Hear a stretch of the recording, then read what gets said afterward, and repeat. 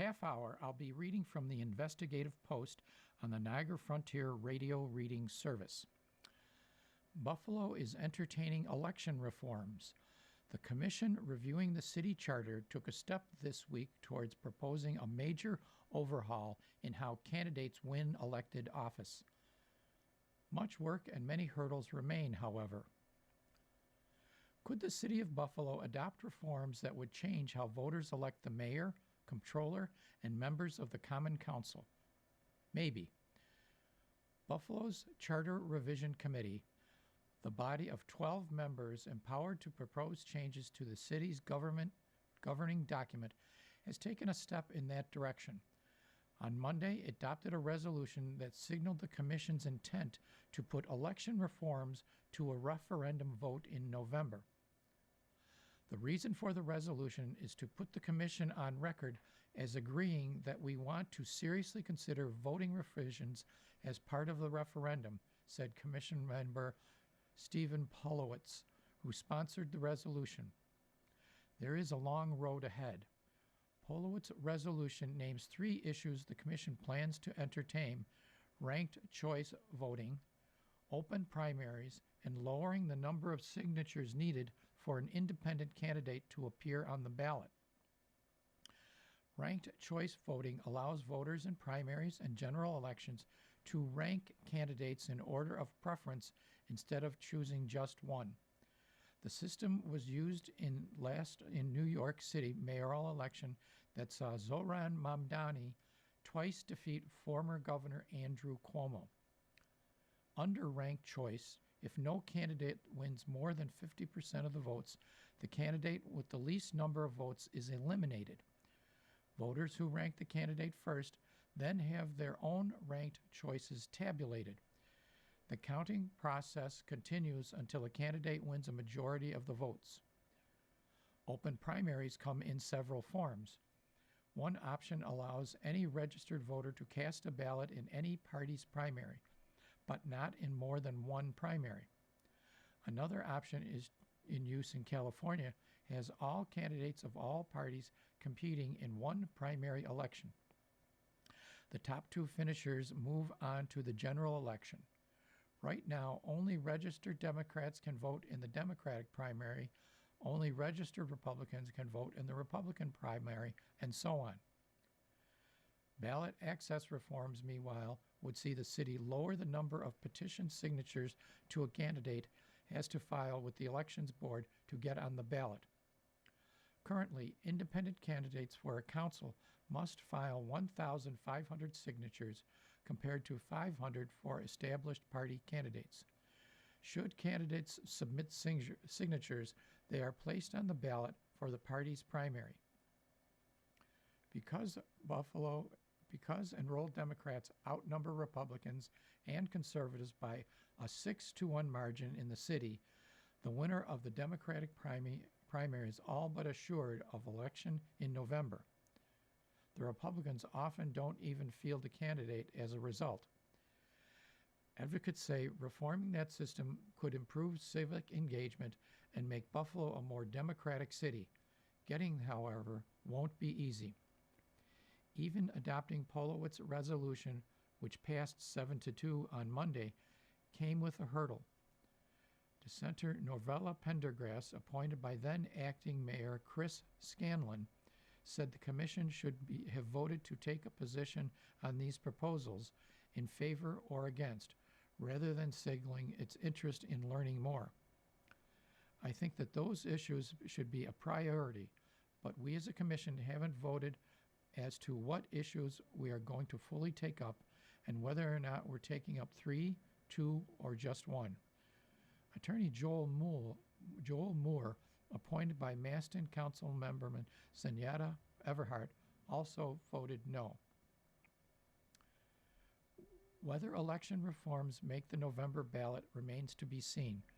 For that to happen, the Commission must further research each reform, review proposed charter revisions and referendum language, vote to approve specific reforms, send their work to the State Attorney General by early June for a pre-clearance review in accordance with the state's Voting Rights Act.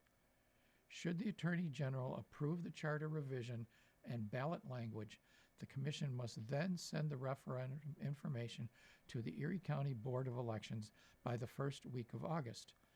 The Elections Board must then place the measures on city ballots ahead of the November elections. But that process is already complicated, is full of potential pitfalls, advocates said. For one, the Attorney General's office may only accept a request for a review from the city's law department, not from the Commission directly. That would leave the matter up to Mayor Sean Ryan. Should City Hall lawyers not comply with the Commission's request, the Commission would have to sue the city to compel them, John Kahaney, Executive Director of reInvent Albany, told Investigative Post in a phone interview. He could jam it and just try to delay them, he said. Ryan himself could impanel a mayoral charter commission, which would bump off the Commission's proposals. Ballots in a given election year can only carry measures from either a mayoral or citywide charter commission, not both.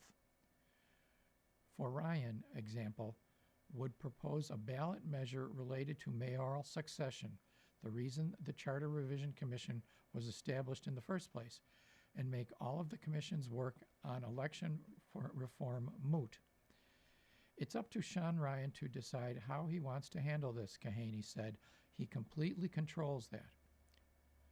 Ryan demurred when asked about the Charter Revision Commission's intent to work on election reform referendums, saying he didn't know enough about the issues. In my time in Albany, we made so many changes to how we vote, all in order to attempt to get more people to participate in the process, he said, and most of it hasn't really moved the needle.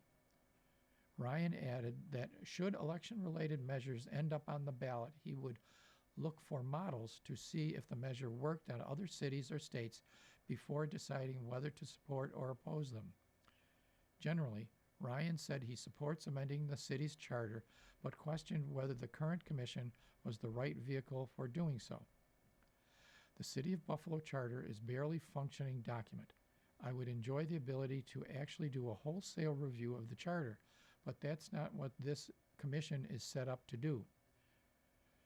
Should electoral forms wind up on the ballot, they could still face headwinds. Much depends on whether political forces like Ryan, the Erie County Democratic Committee, and Common Council members campaign for or against the measure. Passage is by no means guaranteed.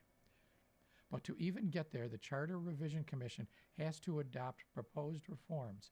It's only just beginning to do that work. Monday's vote, Polowitz explained, allows the group to accept proposed charter and ballot language from Unite New York, a nonpartisan group that advocates for election reforms. Executive Director Anthony Thomas said Tuesday that his group has already sent some proposed language to the Commission. We wanted to give them a baseline at a minimum to start with. They articulated at different points that they didn't have anything, so we gave them what we think is really good. Polowitz said the group will present research, charter amendments, and ballot language to the Commission so that the body can vote at a future meeting on whether to adopt the election reform measures. The Commission tried to do that at its March 25th meeting to no avail. The crux of the issue, Polowitz and others told Investigative Post, is that the Commission has been tasked with a tall order, reforming the city charter, and has been given no staff and no budget to do so. That made the resolution to declare its intent to focus on election reform necessary, Polowitz said. The impaneling of this commission, he said, was ill-conceived, ill-timed, and ill-resourced. A lawmaker wants to ban subsidies for data centers. Prompted by a $1.46 billion in tax breaks for a data center at Stamp, the legislation marks the latest pushback in Albany to the rapidly proliferating server farms. A proposed $1.46 billion subsidy package for a Genesee County data center campus is so enormous that some state lawmakers are pushing a bill to make it illegal for public agencies to make similar offers in the future. Another legislator wants a statewide moratorium on building data centers. And Governor Kathy Hochul has initiated a state review aiming at making sure data centers don't drive up electricity rates. The mounting resistance is inspired largely by the record-breaking subsidy package Genesee County's Industrial Development Agency has proposed at the Stamp Industrial Park in the town of Alabama. The subsidies include $1.43 billion in state and local tax abatements and a $31 million mortgage tax break. Builder Stream USA Data Centers would employ around 6,000 construction workers over 5 years and then create 125 permanent positions, equating to $11.7 million in subsidies per permanent job. The 2.2 million square foot facility would use 500 megawatts of electricity, enough for 400,000 homes. The bill, called Stop Subsidizing Data Centers Act, would cap subsidies for mid-sized data centers at $500,000 per job and ban subsidies outright for large data centers, defined as those using 100 megawatts or more of electricity. It would also ban New York Power Authority from offering discounted electricity to large data centers. It would place the Department of Environmental Conservation in charge of all environmental reviews for data centers. And it would mandate an environmental impact statement for any data center located within 10 miles of a federally recognized indigenous nation, as the proposed Genesee County project. Syracuse area State Senator Rachel May sponsored the bill, said the legislation was inspired by both the proposed data center at Genesee County's Stamp Industrial Park and a crypto mining facility in the Finger Lakes region. The idea behind this is that we are going to have data centers in the state. They shouldn't be subsidized, May said in an interview. I just think we need to be a lot more careful about what it is we're welcoming into our communities. She said she took exception to low-cost NYPA-provided power being made available to data centers because they are such heavy energy users. Stream has not yet applied for low-cost electricity, but is eligible to do so if the Genesee County IDA and the town of Alabama approve the project. The bill is the latest backlash in Albany to data centers proposed across the state. Senator Liz Kroiger, Democrat, Manhattan, has proposed a 3-year moratorium on the construction of data centers so that the state can develop better regulations and policies.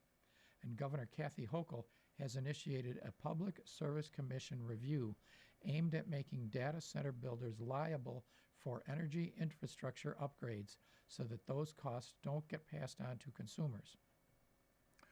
Earl Wells III, a spokesperson for the Genesee County IDA, contended in a lengthy statement that the data center proposal, while creating few jobs, would bring millions of dollars in needed revenue to local governments for the 30-year lifespan of the project. As with any economic development project, you need to take a look at what are the potential benefits that can provide your community and your area. A lot of times it's job creation and other times it's not, he said. What advocates say? Advocates say now is the time for Albany to act. Aside from Stamp, a half a dozen data centers are planned across the state that collectively would use nearly 3,000 megawatts of electricity. We're thrilled to see bills that impose more accountability on industrial development agencies, restrict benefits awarded by NYPA to companies for low-cost electricity, said Alex Camarda, senior policy analyst for the Good Government Group Reinvent Albany. It's a positive development. Ryan Madden, Indigenous Solidarity Director at the Environmental Coalition New York Renews, said his group views data centers as antithetical to stopping climate change because they demand so much electric power. Because of that, he said, the transition away from fossil fuels has slowed. In Pennsylvania, for example, a decommissioned coal-fired powered plant is being revitalized as a natural gas-powered plant for the operation of a 4,500 megawatt AI data center. Data centers that run on renewable energy, Madden said, take power away from people and more productive businesses. He called May's bill a deeply understandable and important reaction to the Stamp Data Center. I do think it's a reasonable, rational, and mindful reaction to one of the most egregious build-outs of a data center in New York State. We need a pause to thoughtfully reflect what kind of future are we building. The Genesee County Economic Development Center, the IDA behind the data center subsidy proposal, called May's bill an overstep of Albany's power. This is another attempt by some state legislators to take away local control and local decision-maker, IDA spokesperson Earl Wells III said in a statement. He argued that projects like the Stream Data Center aren't always about job creation, but also about other benefits to the community. In the case of Stream's project, that means new local revenues. The IDA, for example, has touted that the data center project would pay property taxes plus $85 million in additional payments, resulting in $9.5 million in new annual revenue to the town of Alabama, Genesee County, and the Oakfield, Alabama Central School District over 30 years. Sales taxes on electricity usage resulting in $9 million in new annual revenue to Genesee County, and fire district fees of $171,000 each year benefiting the town of Alabama. Genesee County officials have previously told Investigative Post they plan to use the new data center revenue to pay for an overhaul of the county's water infrastructure. Once completed, the county would get 100% of its water from Lake Ontario instead of from groundwater and local waterways. In his statement, Wells said that while Stream would create just 125 permanent jobs, the new revenues would be worth it to the town and county. Every project is taken on its own merits as a standalone, and in this instance, the legislation doesn't take into account other factors that need to be taken into consideration when looking at the whole economic impact of a project in a region, he said. Asked if the IDA plans to lobby against the legislation, Wells said the IDA would defer to the New York State Economic Development Council, a group that lobbies in Albany on behalf of industrial development agencies. Ryan Silva, the council's executive director, did not respond to a request for comment.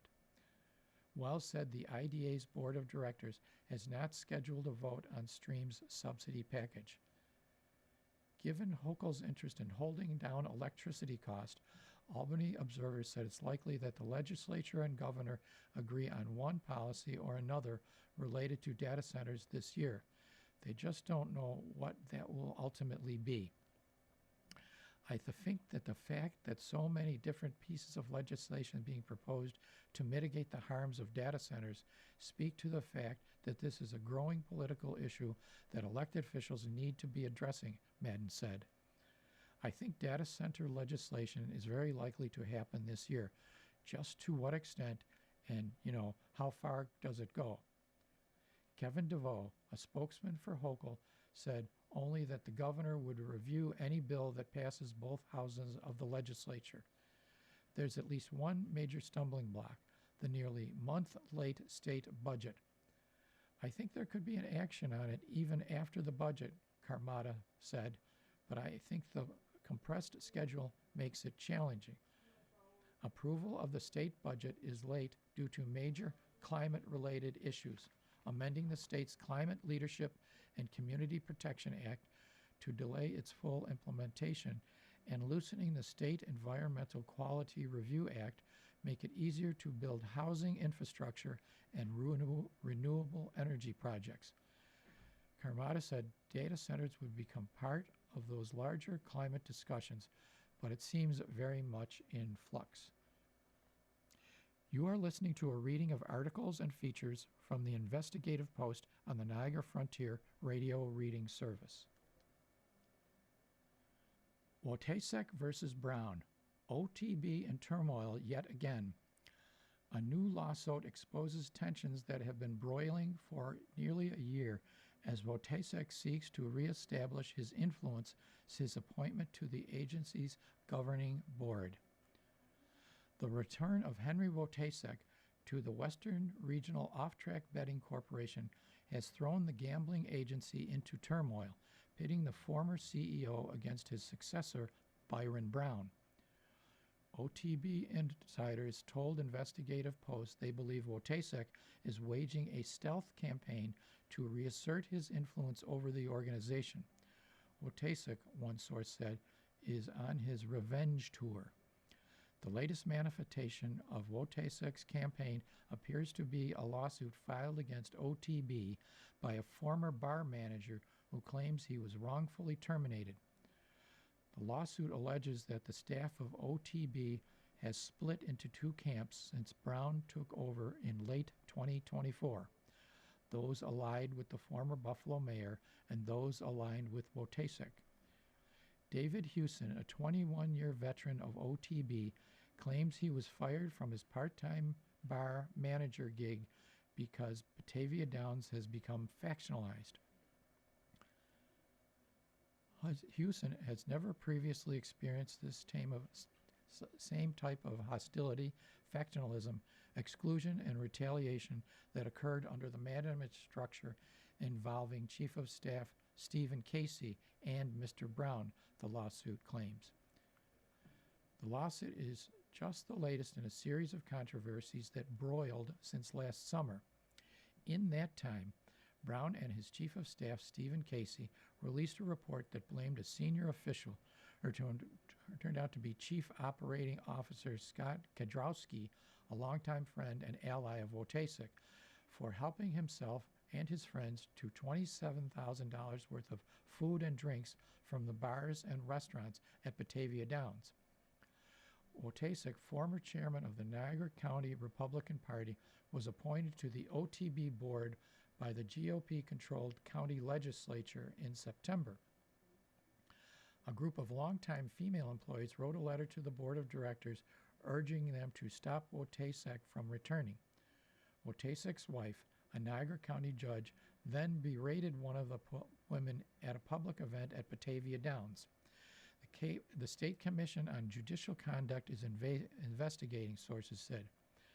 State Comptroller Thomas DiNapoli released a critical audit that found Wojtaszek and the board of directors mismanaged OTB's finance over a period of 4 years. Now comes Hewson's lawsuit, which blames Brown and Casey for playing favorites and unfairly targeting employees they believe are allied with Wojtaszek. For losing his job under such condition, Hewson is seeking $15 million in damage. His law states that he earns between $30,000 and $35,000 annually. Salary records show he was paid $22.16 per hour in 2025. 9 sources, mostly speaking on background, told Investigative Post that tensions have risen within the organization since Wojtaszek returned to the board. Wojtaszek's return, one source said, has caused a lot of angst and that staff themselves don't know who to listen to. Another source, a longtime employee who declined to speak on the record for fear of retaliation, put it this way. Henry Wojtaszek is the puppet master, they said. He's got all his little minions that he promoted and put into different departments, and now he's pulling the puppet strings, and they're doing exactly what he says to create problems for the current management. Hewson's lawyer, John Bartolome of Niagara Falls, denied that Wojtaszek has any connection to the lawsuit, saying the pleadings speak for themselves. Between 2018 and 2020, state records show Bartolome donated $2,250 to political campaign accounts of Caroline Wojtaszek, the county judge, and Henry Wojtaszek's wife. Henry Wojtaszek did not return a request for comment for this story. Complicating matters is that Wojtaszek lacks a state gaming license, a requirement to serve on OTB's board. In an April 6th letter obtained by Investigative Post, Robert Williams, executive director of the State Gaming Commission, admonished OTB leadership for allowing Wojtaszek to participate in board meetings as a non-voting member without a license. Even if he wasn't voting, the appearance of Wojtaszek's name in meeting minutes and on OTB's website, Williams wrote, could make the public think he was a full board member. This is inaccurate and misleading to the public, Williams wrote. Unless and until qualified by the Commission, Mr. Wojtaszek cannot lawfully participate as a member of the Western Board. At the same time, Senator Jeremy Zellner has introduced a bill that would prevent Wojtaszek from obtaining a gaming license at all. He argues the former CEO mismanaged the corporation, which is legally mandated to send its profit to New York State and the 17 municipalities that control it. The fact is, Mr. Wojtaszek should not be anywhere near OTB right now, Zellner told Investigative Post. At stake in all the controversy, control of OTB's hotel, casino, racetrack, and betting parlors, which gross around $1 billion each year and are known as political patronage operations. Hewson, according to his lawsuit, worked for OTB for 21 years before retiring in 2023. Sources said he accepted a generous retirement bonus when he left. His lawsuit says he was hired back part-time 2 months later. Hewson's litigation makes a number of claims, mostly aimed at Casey, Brown's right-hand man, and a longtime ally and confidant. Among them, Casey attempted to pit employees against one another, including by spreading rumors that one employee hated another. The lawsuit provides few additional details. Casey complained to a food and beverage manager that he hated the bartenders at Batavia Downs' main bar, 34 Rush, and wanted to shut it down. Hewson, on one occasion, pushed a bar cart into a room where Casey questioned Hewson as to whether the cart was bugged. Casey's mismanagement caused the corporation to lose $150,000 to $200,000 in sponsorship revenue during the 2025 Summer Concert Series. The lawsuit provides no additional details. Prior to the lawsuit, Brown, in a statement, noted that the concert series last year made a profit for the first time ever, netting $272,321. Casey inappropriately sprayed a female employee with water during an active shooter training. The woman, Human Resources Director Danielle Fleming, was associated with prior leadership and or treated as part of the disfavored group, lawsuit claims. Sources said the incident occurred in June 2025 and that Hewson was not present to witness it. Hewson's lawsuit goes on to allege that he and other employee, bartender Carol Long, filed whistleblower complaints with the board of directors in January. The board subsequently engaged Rochester-based law firm of Gallo and Incovangelo. In March, the law firm's report was completed. Hewson alleges Brown and Casey fired him in retaliation. His termination caused financial hardship, emotional distress, sleeplessness, embarrassment, and personal suffering, the suit alleges. He had been previously diagnosed with colon cancer and is currently suffering from leukemia. He alleges that the stress caused by Mr. Casey and Mr. Brown's workplace conduct and retaliatory termination aggravated his health conditions. In a statement, Brown said the claims in Hewson's lawsuit are false and that he was properly terminated. We look forward to vigorously defending our position, Brown said. Long declined to comment for this story. A problematic whistleblower. Good morning. Welcome to another broadcast day on the Niagara Frontier Radio Reading Service, a private not-for-profit organization. As always, please feel free to contact us with your comments, suggestions, or any questions you may have, and please